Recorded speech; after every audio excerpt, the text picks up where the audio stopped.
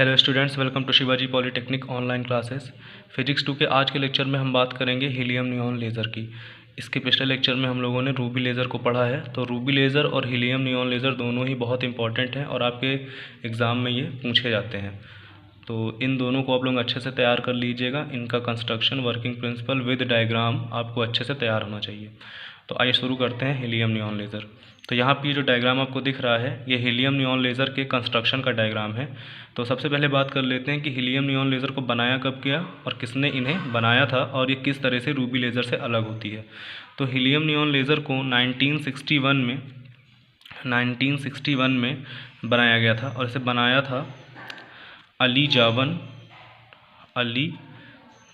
जावन और उनके दो साथियों ने मिलकर बनाया था, जिनके नाम थे बेनेट और हैरियट। और इन्होंने इसे बनाया था बेल टेलीफोन लेबॉर्ट्री में। बनाया था। तो इसे 1961 में अली जावन, बेनेट और हैरियट ने मिलकर बेल टेलीफोन लेबॉर्ट्री में बनाया था। और ये एक गैस लेज़र होती है जिसका यूज़ हम वाइडली करते हैं, बहुत ज़्यादा हीलियम नियॉन लेज़र का यूज़ किया जाता है। हीलियम नियॉन लेज़र का जो मेन यूज़ होता है वो लेबॉर्ट्रीज़ में होता है और इसका कई जगह साइंटिफिक यूज़ भी होता है। लेकिन अगर इंडस्ट्रियल यूज़ की बात करें तो इंडस्ट्रियल यूज़ के लिए हम कार्बन डाइऑक्साइड लेज़र का यूज़ करते हैं, जो कि एक गैस लेज़र ही है।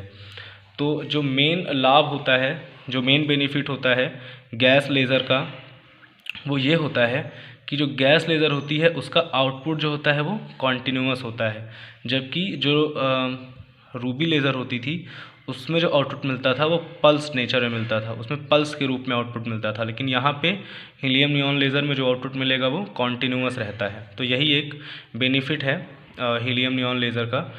और उसके अलावा एक और डिफरेंस होता है इन दोनों में कि हमें हीलियम नियॉन लेज़र में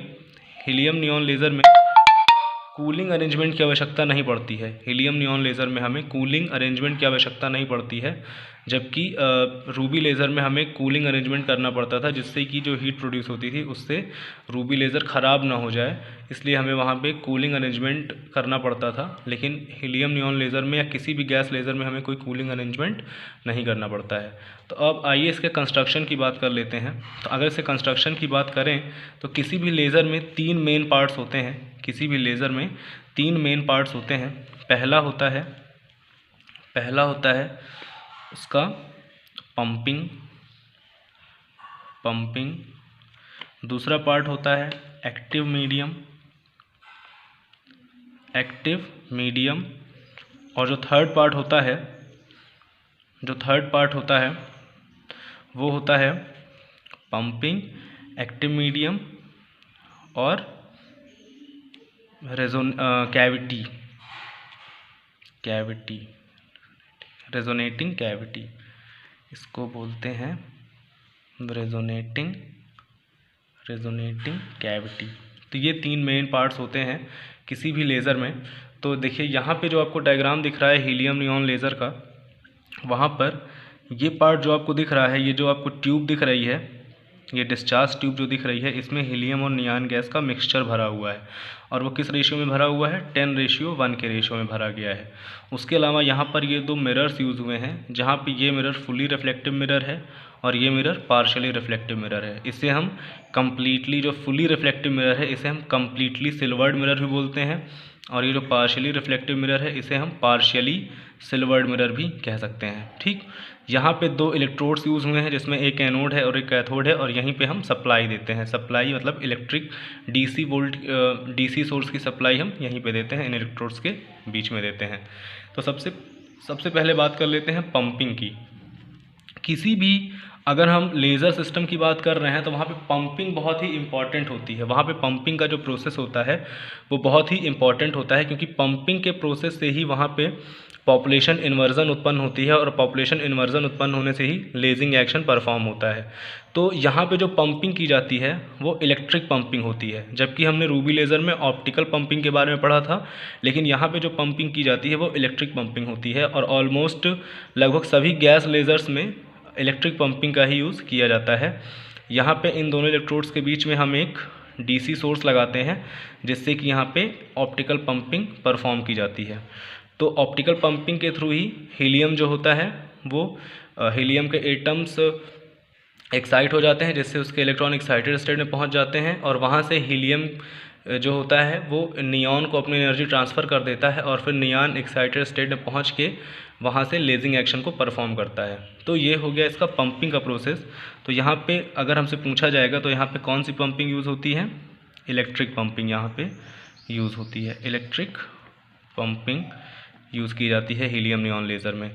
उसके बाद अगर हम बात करें एक्टिव मीडियम की, तो यहाँ पे एक्टिव मीडियम क्या है आपका, यहाँ पे ये जो आपको डिस्चार्ज ट्यूब दिख रही है ये कांच की बनी होती है। इसकी ये जो लेंथ है, ये लगभग 25 से 100 सेंटीमीटर होती है और ये जो इसकी मोटाई है वो लगभग 1 सेंटीमीटर की होती है। तो ये बहुत ही नैरो डिस्चार्ज ट्यूब होती है जिसके अंदर हीलियम और नियॉन का गैसियस मिक्सचर भरा होता है, जिसके अंदर हीलियम और नियॉन गैस का मिक्सचर भरा होता है जो कि 10:1 में होता है। यानी अगर 10 भाग हीलियम है तो 1 भाग नियॉन होता है, ठीक है ना। तो ये इसका एक्टिव मीडियम कहलाता है। यहाँ पे लेजिंग एक्शन के लिए जो गैस रिस्पॉन्सिबल होती है वो नियॉन होती है, यानी कि जो लेज़र एक्शन होता है वो नियॉन की वजह से परफॉर्म होता है। हीलियम क्या करती है, हीलियम जो होती है वो नियॉन में पॉपुलेशन इन्वर्जन को उत्पन्न करवाने का कार्य करती है। ये कैसे होता है, अभी जो इसकी वर्किंग हम पढ़ेंगे तो आपको ये एकदम क्लियरली पता चल जाएगा कि किस तरह से हीलियम जो होती है वो नियॉन में पॉपुलेशन इन्वर्जन को शुरू कराती है, पॉपुलेशन इन्वर्जन को उत्पन्न कराती है। तो ये इसका एक्टिव मीडियम कहलाता है, यानी ये जो रेजोनेंट ट्यूब है इसमें जो हीलियम नियॉन गैस का मिक्सचर है यही इसका एक्टिव मीडियम कहलाता है। इसके बाद जो थर्ड मेन पार्ट होता है किसी भी लेज़र का या किसी भी लेज़र सिस्टम का, वो होता है इसका रेजोनेटिंग कैविटी। इसको हम कैविटी ही बोलते हैं, जो मेन होता है वो रेजोनेटिंग कैविटी होता है थर्ड पार्ट। तो अगर रेजोनेटिंग कैविटी की बात करें तो यहाँ पे जो आपको 2 मिरर्स दिख रहे हैं, एक मिरर यहाँ पे लगा हुआ है, एक मिरर यहाँ पे लगा हुआ है। मैं आपको बता चुका हूँ कि ये मिरर फुली रिफ्लेक्टिव मिरर होता है और ये वाला मिरर पार्शियली रिफ्लेक्टिव मिरर होता है। हम इन दोनों मिरर्स को किसी भी साइड में लगा सकते हैं। अगर इधर वाले मिरर को हम पार्शियली रिफ्लेक्टिव करेंगे तो इधर वाले मिरर को फुली रिफ्लेक्टिव करना पड़ेगा, ठीक। यानी दोनों में से एक मिरर जो होगा वो फुली रिफ्लेक्टिव होगा, यानी उसमें पूरी तरह से रिफ्लेक्शन हो जाएगा लाइट का, और जो दूसरा मिरर होगा वो पार्शियली रिफ्लेक्टिव होगा। इसको हम कम्प्लीटली सिल्वर्ड भी बोल सकते हैं और इसको पार्शियली सिल्वर्ड भी बोल सकते हैं। तो यही रेजोनेटिंग कैविटी प्रोवाइड कराती है लेज़र सिस्टम को। तो जो लेज़र लाइट्स हमें फाइंड आउट होती है, जो लेज़र बीम्स हमें मिलती हैं, वो हमें कहाँ से मिलती हैं, वो हमें मिलती हैं पार्शियली रिफ्लेक्टिव मिरर से। ये एक यहाँ पे हमें लेज़र बीम्स मिलेंगी और ये कहाँ पे मिलेंगी, पार्शियली रिफ्लेक्टिव मिरर से हमें लेज़र बीम्स मिलती हैं। तो ये पूरा आपका कंस्ट्रक्शन है, ये पूरा आपका हीलियम नियॉन लेज़र का कंस्ट्रक्शन हो गया। तो आई होप आपको समझ में आया होगा कि हीलियम नियॉन लेज़र के कंस्ट्रक्शन में क्या इंपॉर्टेंट होता है, कौन कौन से इंपॉर्टेंट पार्ट्स होते हैं। और यहाँ पे ये दोनों इलेक्ट्रोड्स हैं, इन्हीं के बीच में हम पावर सप्लाई देते हैं, ठीक है ना। तो आई होप आपको ये समझ में आ गया होगा कि हीलियम नियॉन लेज़र का कंस्ट्रक्शन कैसा होता है और उसके इंपॉर्टेंट पार्ट्स क्या क्या होते हैं। तो नेक्स्ट लेक्चर में हम लोग बात करेंगे इसके वर्किंग प्रिंसिपल का। और इसका वर्किंग प्रिंसिपल बहुत ही इंपॉर्टेंट है। तो इसका वर्किंग प्रिंसिपल समझने के लिए एक दो चीज़ें इंपॉर्टेंट हैं कि आपको जो मैंने भी इसके पहले स्टिमुलेटेड इमिशन पढ़ाया था वो आप लोग अच्छे से एक बार फिर से रिवाइज़ कर लीजिएगा। और उसके अलावा जो एनर्जी लेवल्स होते हैं उनका जो कॉन्सेप्ट होता है वो आप लोग एक बार अच्छे से देख लीजिएगा पिछले लेक्चर्स में। और अगर वो समझ में नहीं आता है तो क्वेश्चन करके मुझसे आप पूछ सकते हैं। और हीलियम नियॉन लेज़र के बारे में एक चीज़ एकदम ध्यान में रखिएगा कि ये एक 4 लेवल लेज़र होती है, और जो रूबी लेज़र होती थी वो 3 लेवल लेज़र होती थी, लेकिन जो हीलियम नियॉन लेज़र है वो एक 4 लेवल लेज़र होती है। तो यहाँ पे हम 4 एनर्जी लेवल्स देखेंगे और उनकी हेल्प से हम इसकी वर्किंग को डिस्कस करेंगे। लेकिन इसकी वर्किंग का एक थोड़ा सा ओवरव्यू मैं आपको दे देता हूँ। जब यहाँ पे पंपिंग के थ्रू जब यहाँ पे पंपिंग की जाती है तो उसकी वजह से हीलियम के जो एटम्स हैं वो एक्साइट हो जाते हैं, जिससे उसके इलेक्ट्रॉन एक्साइटेड स्टेट में पहुँच जाते हैं।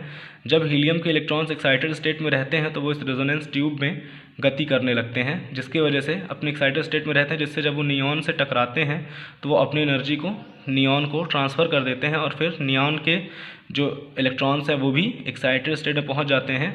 और फिर वहां से जब वो मेटास्टेबल स्टेट्स में आते हैं तो वहीं पे पॉपुलेशन इन्वर्जन और लेजिंग की जो प्रक्रिया होती है वो परफॉर्म होती है। तो ये सारी चीज़ें कैसे होती हैं ये मैं आपको नेक्स्ट लेक्चर में अच्छे से समझा दूंगा। इस लेक्चर को एक बार रिवाइज कर लीजिए और कंस्ट्रक्शन को लेके जो भी कॉन्सेप्ट है वो क्लियर कर लीजिए, और जो चीज़ें ना समझ में आए उसको क्वेश्चन करके पूछ लीजिए। Thank you very much.